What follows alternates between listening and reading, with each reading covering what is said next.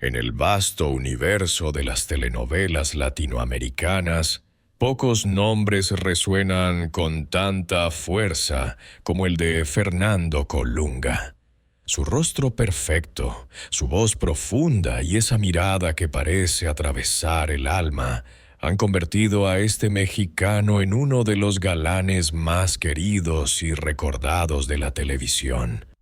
Millones de personas han llorado con sus personajes, han soñado con sus besos y han envidiado a las actrices que compartieron escena con él. Sin embargo, detrás de esa imagen impecable de hombre fuerte e invencible, existe una historia mucho más compleja, llena de sombras, silencios y dolores que nunca han sido contados por completo.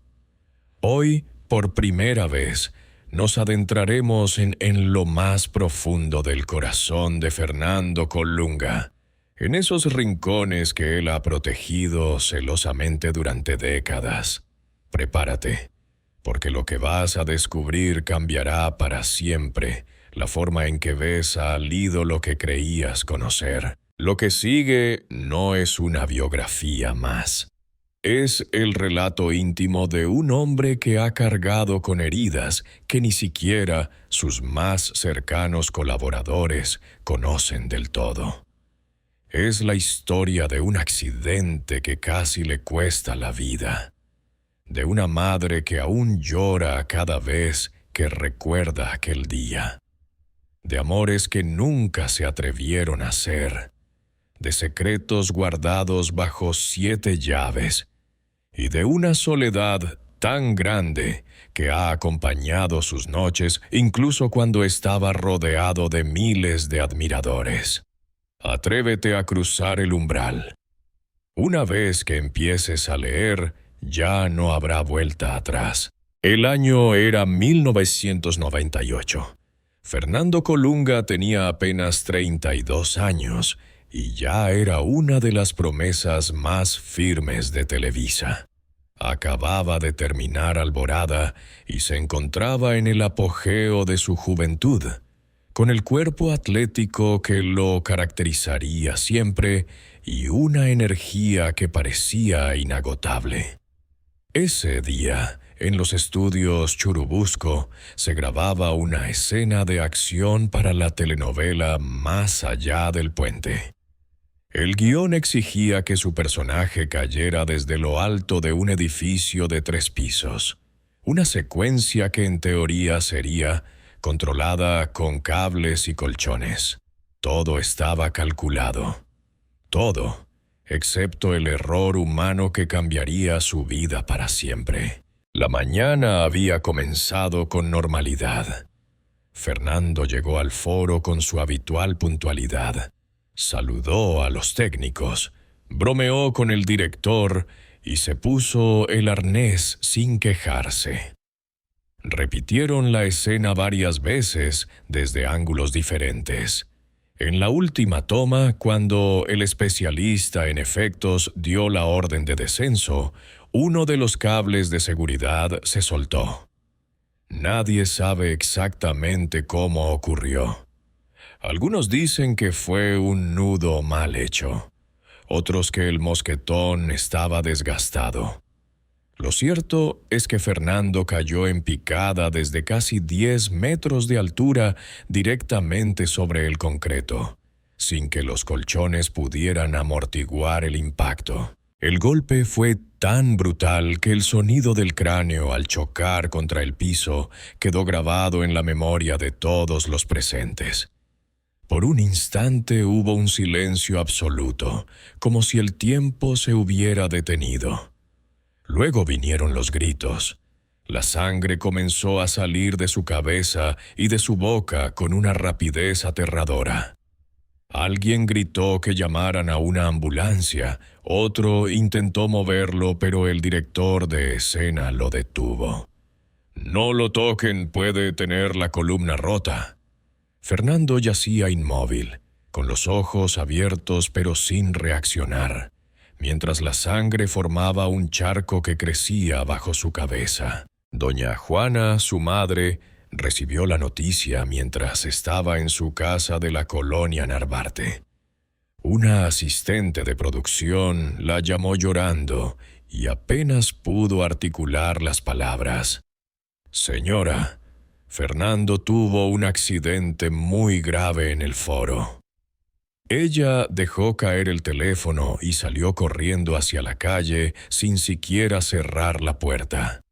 Llegó al Hospital Ángeles en estado de shock, con el rosario apretado entre las manos y rezando en voz alta mientras las enfermeras intentaban calmarla. Cuando por fin la dejaron entrar a la sala de emergencias, la imagen que vio la marcó para siempre. Su hijo, el niño que había criado sola después de que su esposo los abandonara, conectado a decenas de tubos, con la cabeza vendada y el rostro hinchado hasta hacerlo irreconocible. Los médicos fueron contundentes: fractura craneal severa, hemorragia interna, 7 costillas rotas, pulmón perforado y posible daño cerebral irreversible. Le dieron menos de un 30% de probabilidades de sobrevivir a la primera noche. Doña Juana se derrumbó en el pasillo, gritando el nombre de su hijo mientras las enfermeras trataban de contenerla. Pasó 3 días sin dormir, sentada en una silla de plástico junto a la unidad de cuidados intensivos, rezando, llorando y recordando cada momento desde que Fernando era un bebé. «Si tú te vas, yo me voy contigo», le repetía una y otra vez a través del vidrio que los separaba. Contra todo pronóstico, Fernando sobrevivió. Pero el precio fue altísimo. Estuvo 3 meses en coma inducido. Cuando finalmente abrió los ojos, no reconocía a nadie. Tuvo que aprender a caminar de nuevo, a hablar con claridad, a controlar sus emociones. Los dolores de cabeza eran tan intensos que a veces tenía que ser sedado para poder dormir. Los médicos le dijeron que nunca volvería a ser el mismo, que probablemente no podría actuar nunca más. Pero Fernando tenía otros planes. Durante la rehabilitación, que duró casi 2 años, vivió momentos de una oscuridad que nunca ha contado públicamente. Hubo noches en que deseó no haber despertado del coma. El dolor físico era insoportable, pero el dolor emocional era aún peor. La culpa de haber puesto en riesgo a su madre, el miedo a no volver a ser el hombre que fue. La rabia contra quienes no revisaron correctamente los cables. Doña Juana estuvo a su lado cada día, durmiendo en el hospital, alimentándolo con cucharitas cuando él no tenía fuerza ni para sostener un vaso. Y cada vez que recuerda aquel período, aún hoy, a sus 80 y tantos años, se le llenan los ojos de lágrimas y tiene que hacer una pausa larga antes de poder seguir hablando. Ese accidente no solo le dejó cicatrices físicas que aún lleva en el cráneo y en la espalda. Le dejó una herida mucho más profunda en el alma. Desde entonces, Fernando Colunga vive con la conciencia permanente de la fragilidad de la vida. Cada contrato que firma, cada escena de riesgo que le proponen, le recuerdan aquel día en que estuvo a punto de perderlo todo. Y aunque el público nunca lo supo en su verdadera dimensión, esa caída fue el momento que definió quién es realmente el hombre detrás del galán perfecto.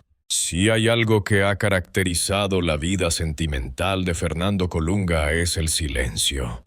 Durante más de 3 décadas en el ojo público, nunca ha confirmado ninguna relación seria, Nunca ha sido fotografiado en una relación estable duradera. Nunca ha presentado a una pareja en una alfombra roja, ni ha hablado abiertamente de sus sentimientos. Y sin embargo, detrás de esa fachada de hombre solitario por decisión propia, existe una historia de amor tan intensa y tan dolorosa que explica por qué decidió cerrar su corazón para siempre. Corría el año 2003 cuando Fernando conoció a la mujer que cambiaría su vida. Se llamaba Blanca Soto. Tenía 26 años y acababa de ganar el certamen Nuestra Belleza México. Era alta, morena, con unos ojos verdes que parecían dos esmeraldas y una inteligencia que deslumbraba a quien la conocía. Se encontraron en una lectura de guión para la telenovela que los convertiría en pareja estelar, Velo de novia. Desde el primer momento hubo química. No la química fingida que se aprende en las clases de actuación, sino esa electricidad real que hace que dos personas se busquen con la mirada, incluso cuando están rodeadas de 100 personas más. Durante los meses de grabación, vivieron un romance secreto que nadie en el medio sospechó. Se veían en el departamento que él tenía en Las Lomas, lejos de los paparazzi. Él cocinaba para ella. Ella le leía poesía en voz alta mientras él se quedaba dormido, con la cabeza en su regazo. Planeaban viajes que nunca hicieron porque los horarios de grabación no se los permitían. Hablaban de tener hijos, de comprar una casa en la playa, de envejecer juntos. Por primera vez en su vida, Fernando Colunga se permitió soñar con un futuro que no estuviera ligado exclusivamente a su carrera. Pero el amor, cuando es verdadero, también trae miedo. Y Fernando tenía mucho miedo. El accidente de 1998 lo había marcado de una manera que ni siquiera él mismo entendía del todo. Tenía terror a la pérdida, a volver a causar dolor a las personas que amaba. Cada vez que pensaba en formalizar la relación con Blanca, recordaba a su madre llorando junto a su cama de hospital y se preguntaba si tenía derecho a hacer feliz a alguien cuando él mismo cargaba con tantas heridas. Además, estaba la presión de la imagen pública.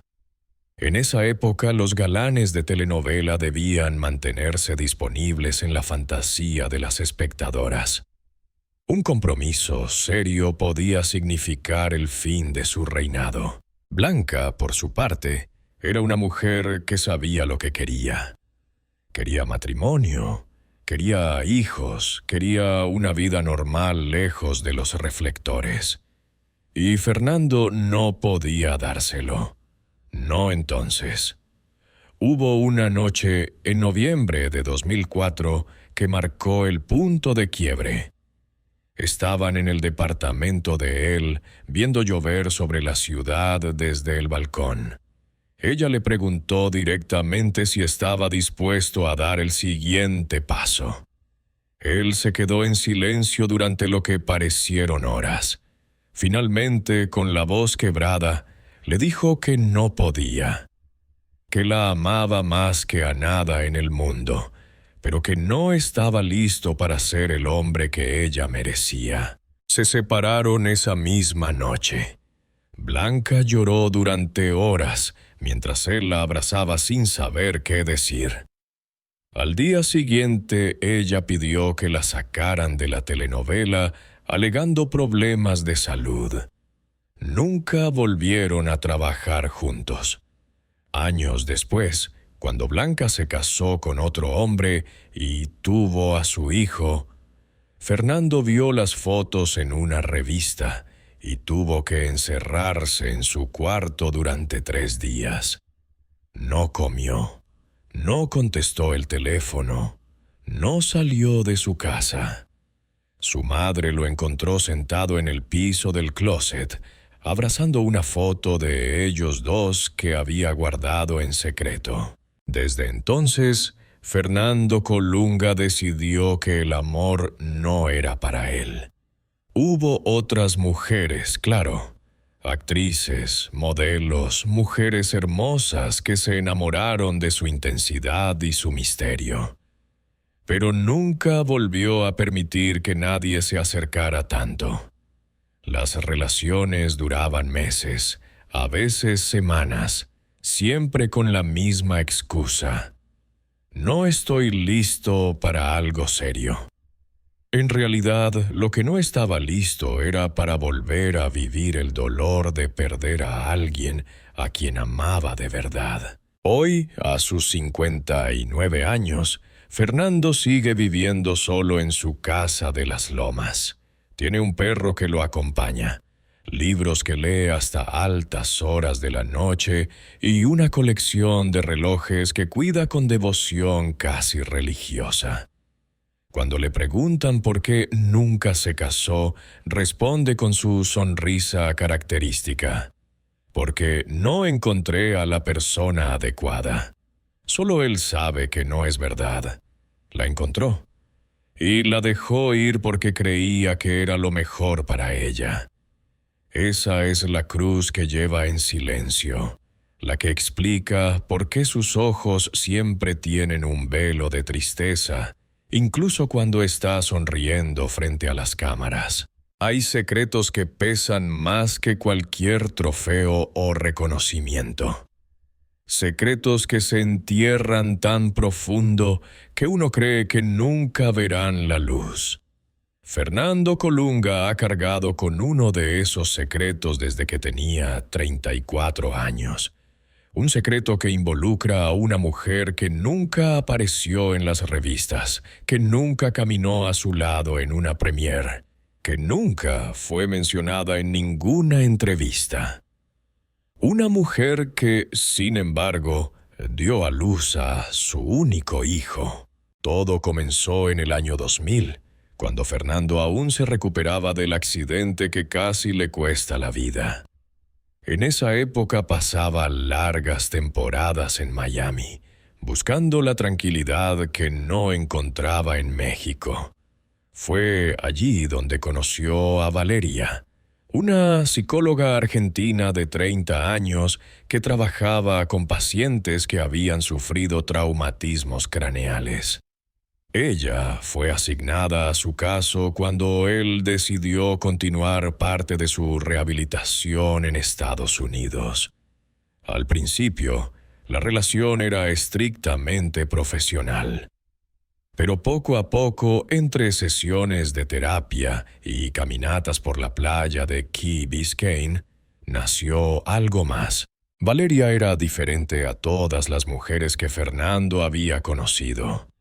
No le importaba su fama, no le pedía autógrafos, no se impresionaba cuando él hablaba de sus telenovelas. Lo veía como un hombre herido que necesitaba sanar, no como el galán de televisión. Y él, por primera vez en mucho tiempo, se sintió realmente visto. Durante casi un año mantuvieron una relación intensa pero discreta. Se veían en Miami, en Buenos Aires, en hoteles de ciudades donde nadie los reconocía. Fue un amor adulto, maduro, sin las complicaciones de la juventud. En septiembre de 2001, Valeria le dio la noticia. Estaba embarazada. Fernando reaccionó con una mezcla de felicidad y pánico absoluto. Por un lado, la idea de ser padre lo llenaba de una emoción que nunca había experimentado. Por otro, sabía que un hijo significaría exponer a un niño inocente al circo mediático que había sido su vida. Recordaba cómo los paparazzi habían perseguido a su madre después del accidente, cómo habían publicado fotos de ella llorando en el hospital. No quería eso para su hijo. Durante semanas discutieron todas las posibilidades. Valeria quería tener al bebé y criarlo juntos, aunque fuera lejos de los reflectores. Fernando, aterrado por las consecuencias, le propuso algo que aún hoy lo atormenta: que tuviera al niño, pero que él no apareciera en su vida públicamente, que le pasara una manutención generosa, que estuviera presente en la medida de lo posible, pero que nunca se reconociera la paternidad. Fue una decisión tomada en medio del miedo y la confusión. Una decisión de la que se arrepintió casi inmediatamente. El 12 de mayo de 2002 nació Mateo en una clínica privada de Buenos Aires. Fernando estuvo presente en el parto, disfrazado con gorra y lentes oscuros, sosteniendo la mano de Valeria mientras ella traía al mundo a su hijo. Cuando vio por primera vez a ese bebé con sus mismos ojos y su misma boca, lloró como nunca había llorado en su vida. Pasó 3 días con ellos en la clínica, aprendiendo a cambiar pañales, a preparar biberones, a mecer a su hijo hasta que se dormía. Fueron los 3 días más felices de su existencia. Pero luego vino la realidad. Los paparazzi mexicanos habían comenzado a seguirlo incluso hasta Argentina. Una revista publicó fotos borrosas de él entrando a la clínica y empezaron los rumores. Fernando entró en pánico. Recordó las palabras de su representante: si esto sale a la luz, tu carrera como galán queda destruida. Las mujeres quieren creerte disponible. Y en un acto de cobardía que lo ha perseguido desde entonces, decidió alejarse. Durante los primeros años cumplió con su parte económica. Mandaba dinero todos los meses. Hablaba con Valeria por teléfono. Veía fotos de Mateo que ella le enviaba. Pero nunca volvió a Argentina. Nunca abrazó a su hijo después de aquellos primeros días. Con el tiempo, las llamadas se hicieron menos frecuentes. Valeria se casó con otro hombre que crió a Mateo como si fuera su propio hijo. Y Fernando, desde la distancia, vio crecer a su hijo a través de fotos que le llegaban cada cumpleaños. Hoy Mateo tiene 23 años. Estudia arquitectura en España y no sabe que el famoso actor mexicano que aparece en la televisión es su padre biológico. Valeria guardó el secreto todos estos años, respetando la decisión que tomaron juntos en medio del miedo. Pero Fernando no ha tenido un solo día de paz desde entonces. Cada 12 de mayo se encierra en su casa, pone fotos del niño que nunca conoció realmente y llora en silencio. Guarda en una caja fuerte los pocos recuerdos que tiene. El primer mechón de pelo, el primer diente, las huellas de los pies tomadas en la clínica. Ese es el secreto que Fernando Colunga ha cargado durante un cuarto de siglo. El secreto que explica por qué nunca ha tenido una relación seria. Por qué evita hablar de hijos en las entrevistas. Por qué a veces, en medio de una escena de amor, sus ojos se llenan de lágrimas que no están en el guión. Porque en algún lugar del mundo existe un joven que lleva su sangre y que nunca ha escuchado de sus labios las palabras «Te quiero, hijo». Cuando Fernando Colunga cruzó el umbral de los 40 años, algo cambió en la industria que lo había coronado rey. Las telenovelas clásicas comenzaron a morir lentamente. Los galanes de traje y mirada profunda fueron reemplazados por chicos de 25 años que cantaban, bailaban y subían stories a Instagram. De pronto, el hombre que había sido el sueño erótico de millones de mujeres durante 2 décadas se convirtió en el último sobreviviente de una especie en extinción. Y esa posición, lejos de ser un privilegio, se transformó en una cárcel de cristal. Cada proyecto nuevo venía acompañado de la misma frase cruel disfrazada de halago. Tú eres el último gran galán que queda, Fernando. Si tú no lo haces, nadie lo hará. Esa responsabilidad invisible le pesaba en los hombros como una cruz de plomo.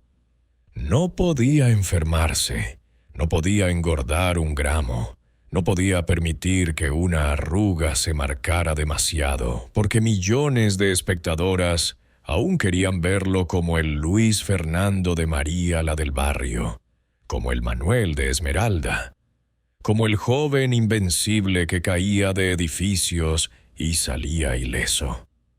Pero él ya no era ese joven. Tenía dolores crónicos en la columna desde el accidente, necesitaba lentes para leer los guiones y a veces, después de 12 horas de grabación, apenas podía caminar hasta su camerino. La presión estética era asfixiante. Los productores le pedían que se inyectara Botox, aunque él lo detestaba, que se tiñera las canas, aunque odiaba el olor del tinte, que entrenara 4 horas diarias, aunque su cuerpo ya no respondía como antes. Hubo una ocasión en 2015, durante la grabación de Pasión y Poder, en que un ejecutivo de Televisa le dijo sin rodeos: «Fernando, si subes 5 kilos más, tendremos que buscarte un reemplazo. El público no perdona». Él sonrió como siempre, pero esa noche llegó a su casa y rompió el espejo del baño de un puñetazo. La sangre corrió por sus nudillos mientras se miraba los ojos en los pedazos rotos y se preguntaba cuánto tiempo más podría sostener la mentira de la eterna juventud. Y luego estaba la presión emocional. Ser el galán significaba no solo verse perfecto, sino sentirse perfecto. No podía mostrar debilidad, no podía llorar en público, no podía admitir que a veces se sentía solo o asustado. Tenía que ser el hombre que resolvía todos los problemas, el que cargaba a la protagonista en brazos al final del capítulo, el que nunca dudaba. Pero en la vida real dudaba todos los días. Dudaba de su talento, dudaba de su relevancia, dudaba de si valía la pena seguir sacrificando todo por una imagen que ya no era real. En 2018, durante la promoción de El Maleficio, un periodista joven le preguntó en conferencia de prensa: ¿no le da miedo que lo vean como un actor del pasado? La sala quedó en silencio. Fernando sintió que la sangre se le subía a la cabeza. Podría haber contestado con su habitual elegancia, pero esa vez no pudo. Respondió: «El miedo que tengo es que un día me miren y ya no vean nada».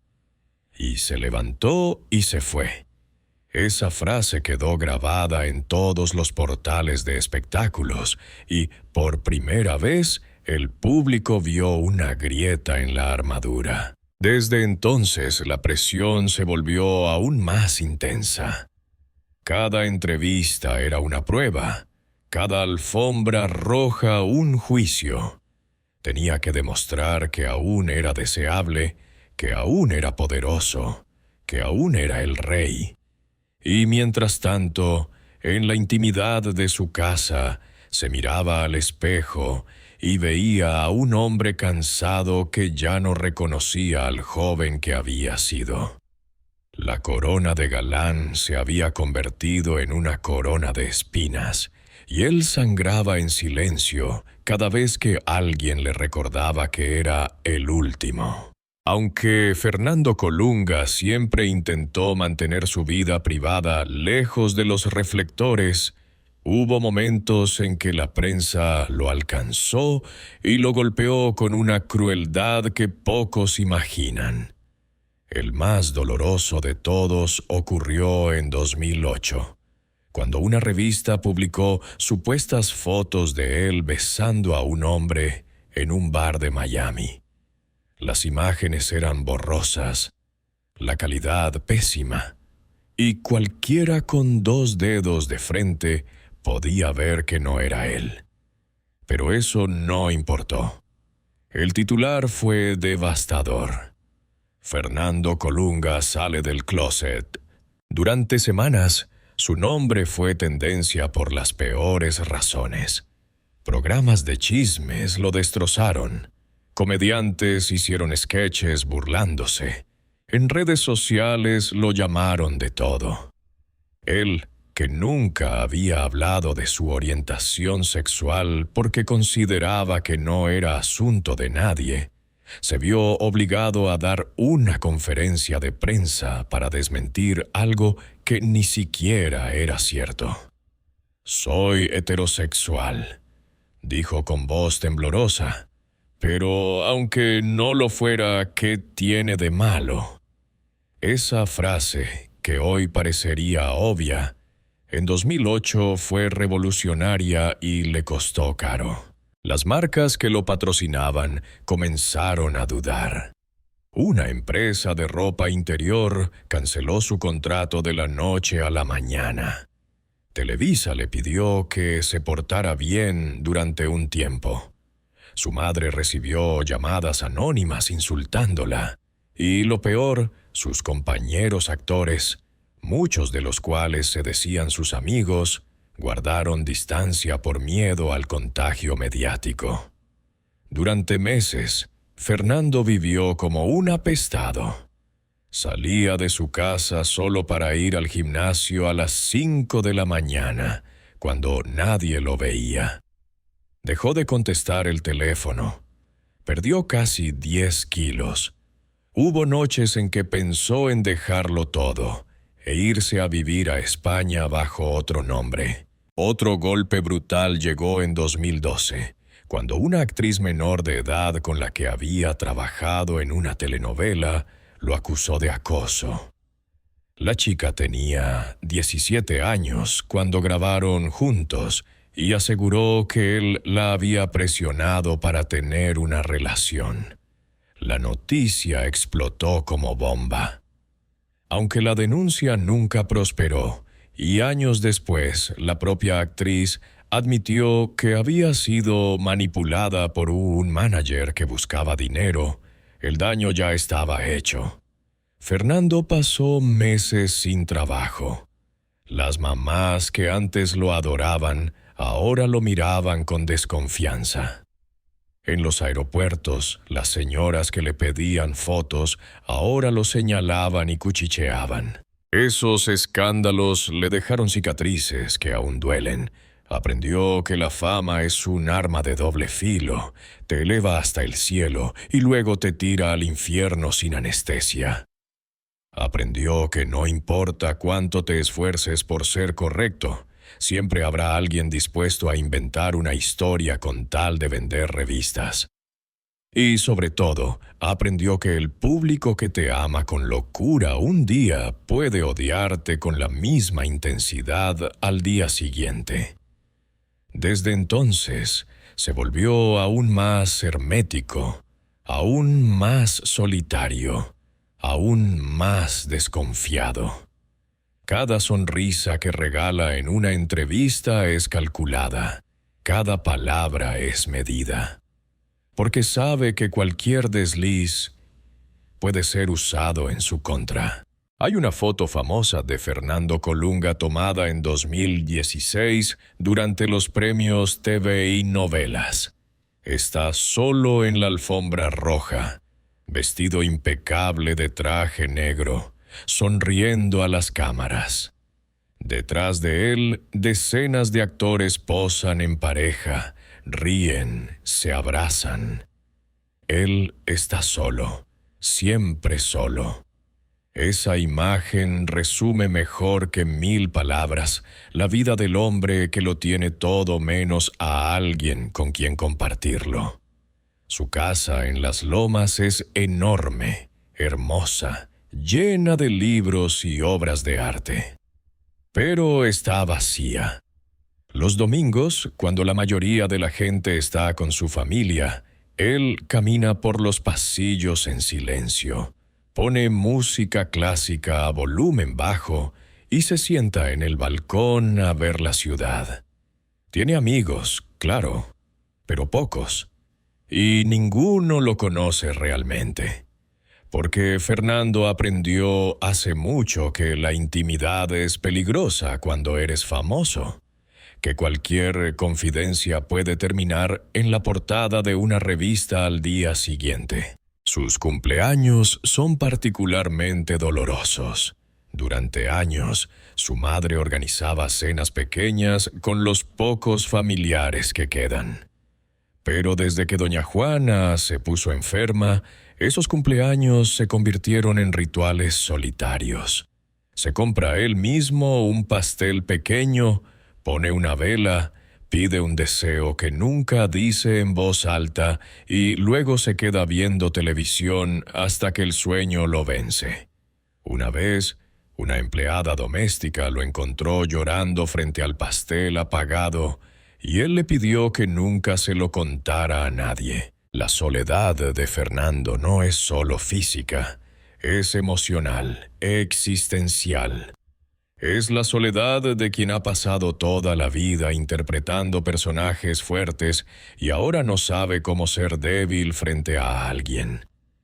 Es la soledad de quien ha aprendido a no necesitar a nadie, porque sabe que, tarde o temprano, todos se van o lo traicionan. Es la soledad de quien duerme con la televisión encendida, porque el silencio de la casa es demasiado pesado. Hay noches en que se despierta a las 3 de la mañana con ataques de ansiedad. Se sienta en la cama, sudando frío, con el corazón latiéndole tan fuerte que cree que va a morir. En esos momentos coge el teléfono y marca el número de su madre, aunque sabe que a esa hora está dormida. Solo escuchar su voz grabada en el buzón le calma un poco. «Hola, soy Juana, deja tu mensaje».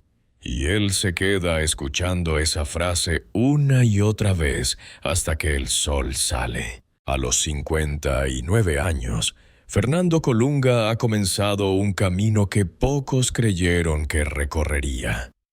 El camino de vuelta a sí mismo. Ya no acepta proyectos solo por miedo a desaparecer. Ya no se inyecta Botox si no quiere. Ya no sonríe si no tiene ganas. Por primera vez en décadas, está aprendiendo a decir que no. En 2023 tomó una decisión que sorprendió a todos. Se fue a vivir 6 meses a un pueblo de Oaxaca llamado San José del Pacífico, famoso por sus hongos alucinógenos y su tranquilidad.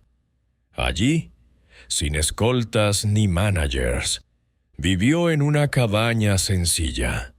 Aprendió a hacer pan, caminó por los bosques al amanecer y participó en ceremonias tradicionales con curanderos.